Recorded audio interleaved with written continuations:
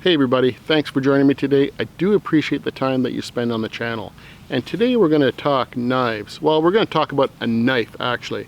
This little beauty from Bark River. It's the Bark River Ultralight Bushcrafter in CPM 3V.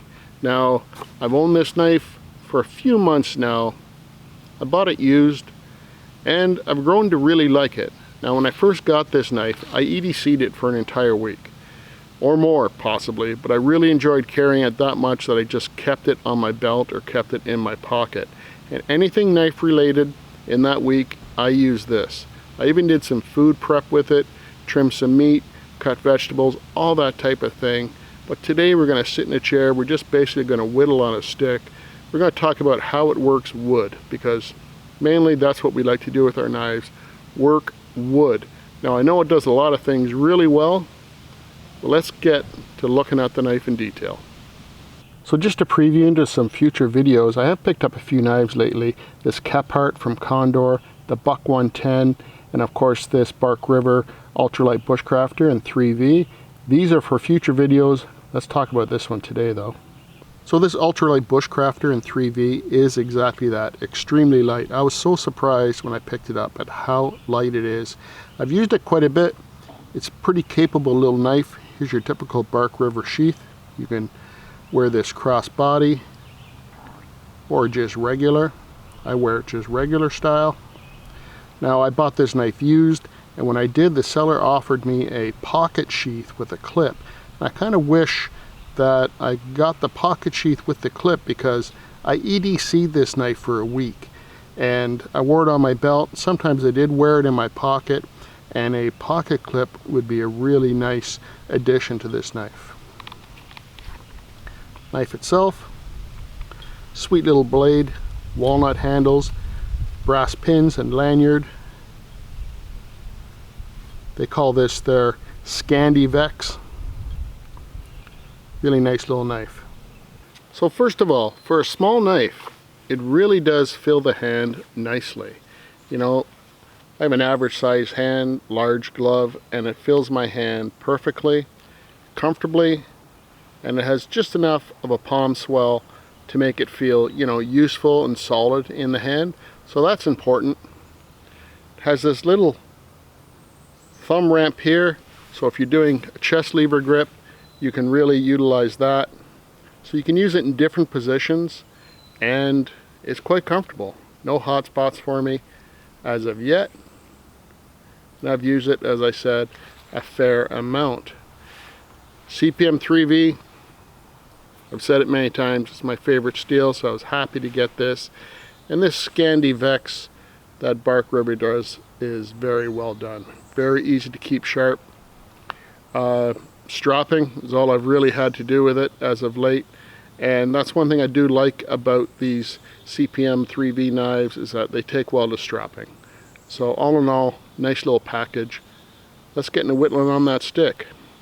But a tri-stick is a really good thing to do when you get a new knife. Right now I'm just going to do a round over on one end. But first I think I'll just square that off. Hi River, how you doing? River is hot. She's dying in this heat. I wish she'd go lie down. That's a girl. And we'll just use a chest lever grip, round that over. No problem.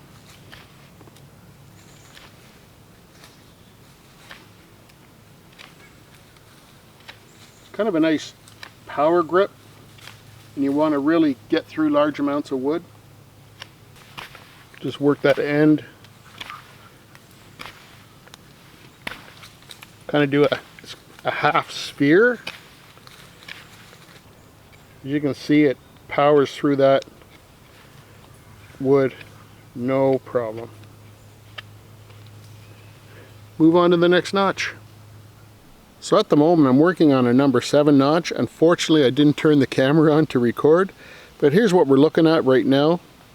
And the way I do it is to rock my knife like this, split those fibers, and then cut into it using a controlled cut.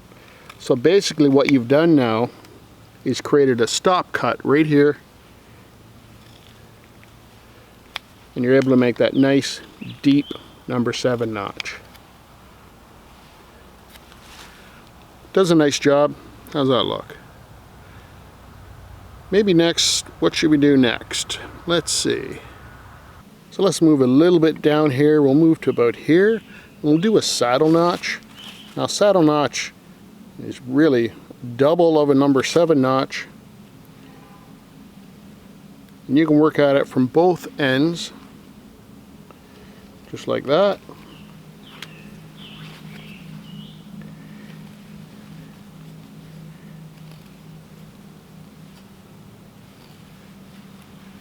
Flip it around. You meet those other cuts. There we go. We're getting somewhere now.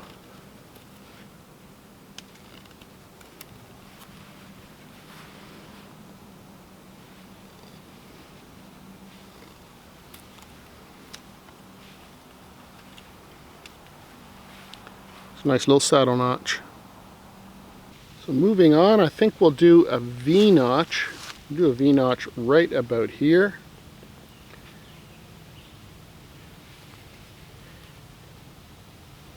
Fairly easy notch to do.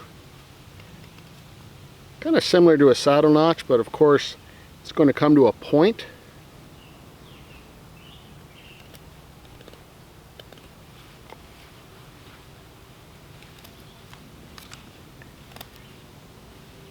It's always safer to work from both ends instead of working into yourself. I mean, there are certain cuts where you can work into yourself, but if you can work away from yourself, it's always better. It's a good technique just to rock your knife. It splits those fibers. There we go. So we have a little V-notch started. Just want to go a little bit deeper with it.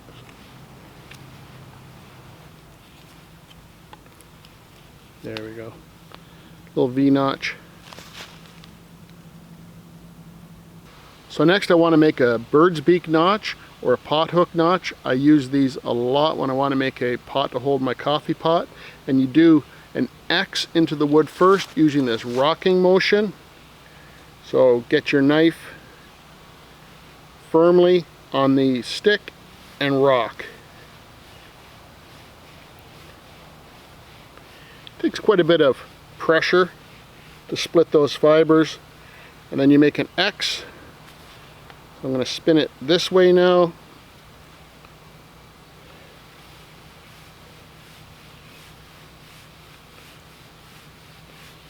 Keep rocking. Do the other side again.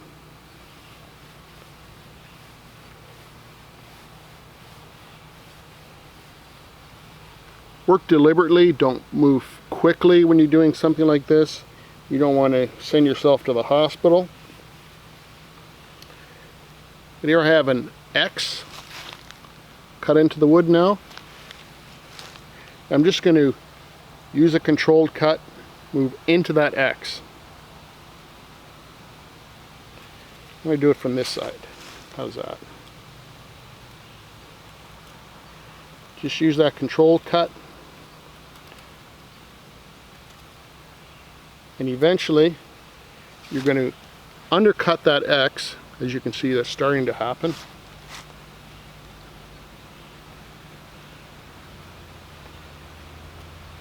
And you'll end up with a pot hook notch.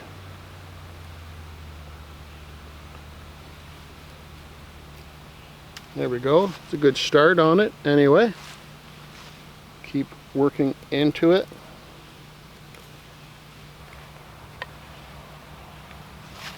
So there's that bird's beak notch. I'm just going to cut a little bit more into there.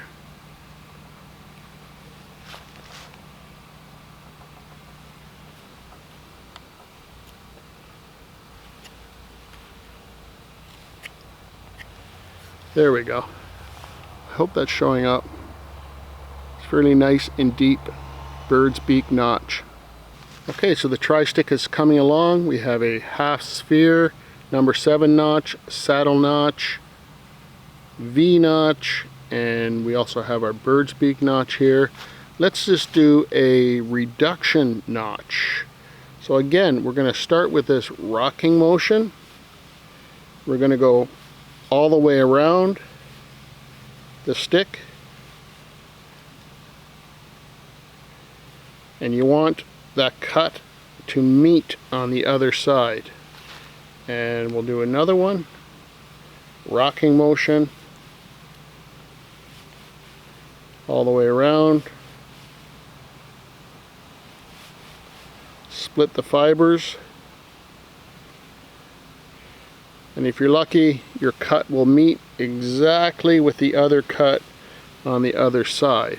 That's not too bad, not perfect. And just remove material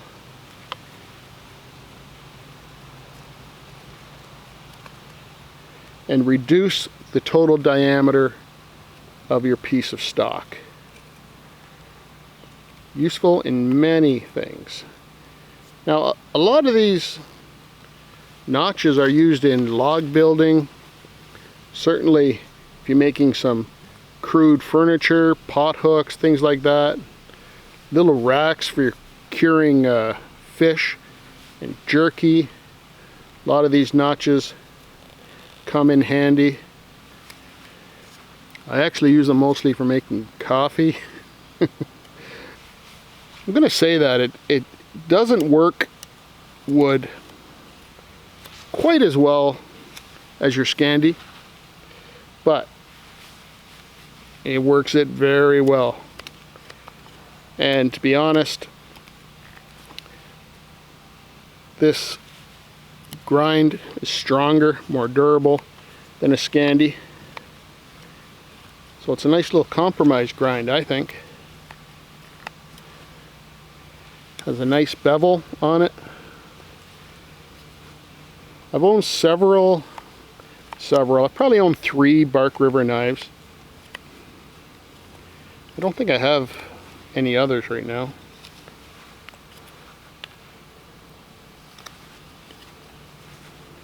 So I'm actually doing a couple motions. I'm working my wrist and I'm pushing with my thumb. You can see. And a nice firm grip like this to rock, get through those fibers.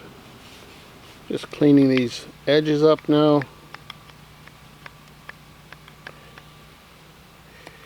Using the tip. Seems to be just enough to get in there. Okay, little reduction notch. I reduced that by about 50%, I would say. Here, I'm going to kind of a reduction, but we'll plane it and we'll put a hole through the center. So it's a little awkward because it is a curve here, but we'll start with this rocking motion, decide how long we want it. Let's go about this long, about 1 inch or so, 1 1/8 inches. And now that we've made this relief cut, we'll just work our knife to the relief cut. Both ways.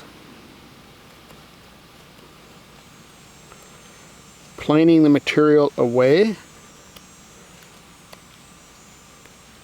Try to make it fairly flat. Keep working it.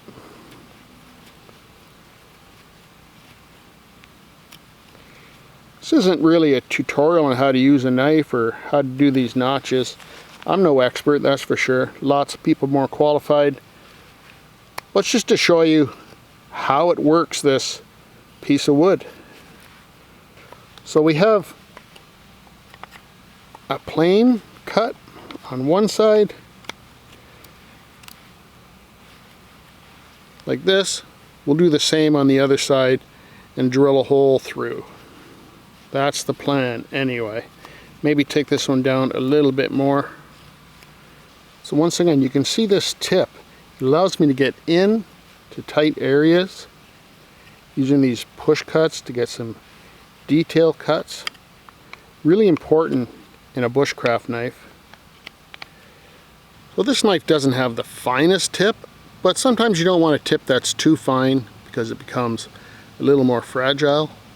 But I know I'm going to be able to drill through this board here that I've created, and you want to just use a motion like this, not press too hard because you can split the wood. And of course this is useful for making toggles, useful for if you had to make some snowshoes, for lacing up the bindings, useful for bow drill divots as well. So you want your bushcraft knife to be able to do this, making all kinds of traps. It's really important to be able to drill. Most knives will do this. I'm going to go over to the other side. There we go. Same motion. So I just want to clean up that hole. I'm just going to use my knife like this. In this grip, widen that hole a little bit on both sides. This knife is comfortable in many positions.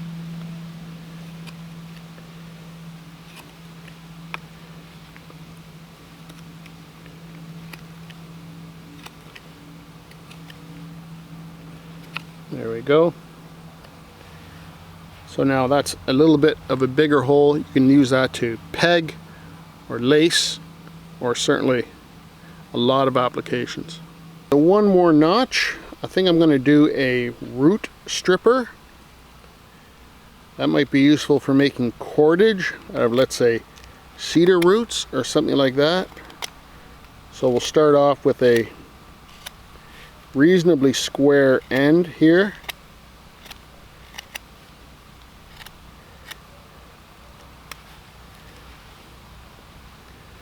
Reasonably square. We can fix it up as we go, and we'll use this chest lever grip.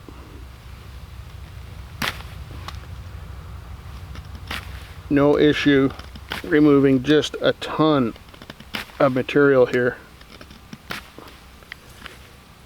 That's enough. Let's start on the other side now. Start about there.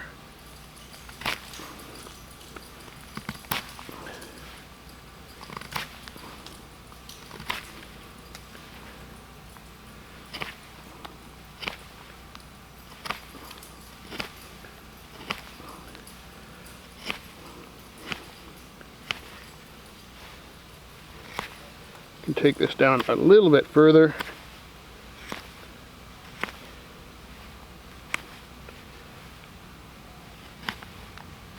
There's the beginnings of it right here. I think it needs to go a little bit narrower. This chest lever grip is really effortless, and it's actually a really safe grip as well. You can create a lot of power. So you end up with an end like this, and we're going to cut a little V in the end that can be used to strip roots. In theory. So again, kind of a combination of notches. You got a V notch.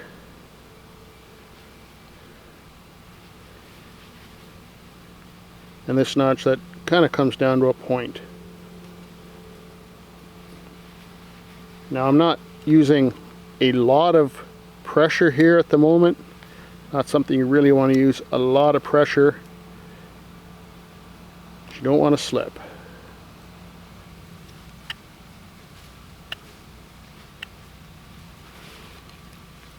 Okay, there's the little stripping tool. In theory, anyway. I never made cordage from cedar roots, but if I did, I would use something like this. So when I started this little project, this knife was shaving sharp. Let's see if it still shaves. Let's pick this up.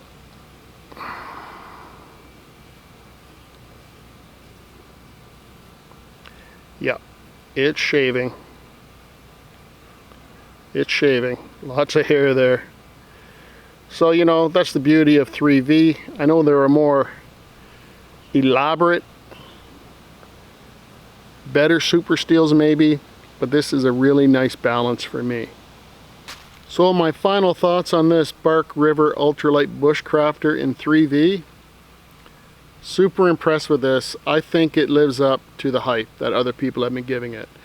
I've owned 2 or 3 Bark Rivers in the past, and to be quite honest, I was never 100% happy with them for a couple reasons. But this one, I think, has a nice fit and finish. It's well done. I really like the grind. Fits in my hand nicely for a knife of this size. So, you know, I'll give it a thumbs up. If you're looking for a nice light knife to carry with you, this one fits the bill. I EDC'd it for a full week, slipped in my pocket, or I had it on my belt. Did a great job. How does it work wood? Great. It works wood very well. And that Scandivex holds an edge very well too. It's partially the 3V, partially the Scandivex, but it held that edge very well. Beauty little knife. So thanks very much for watching. I really enjoyed this little review for you. There are more knife reviews coming up in the very near future. I just like to really use them for a bit, make friends with them before I give my opinion to you guys. Take care. We'll see you in the next video. It's coming up really soon. Bye for now.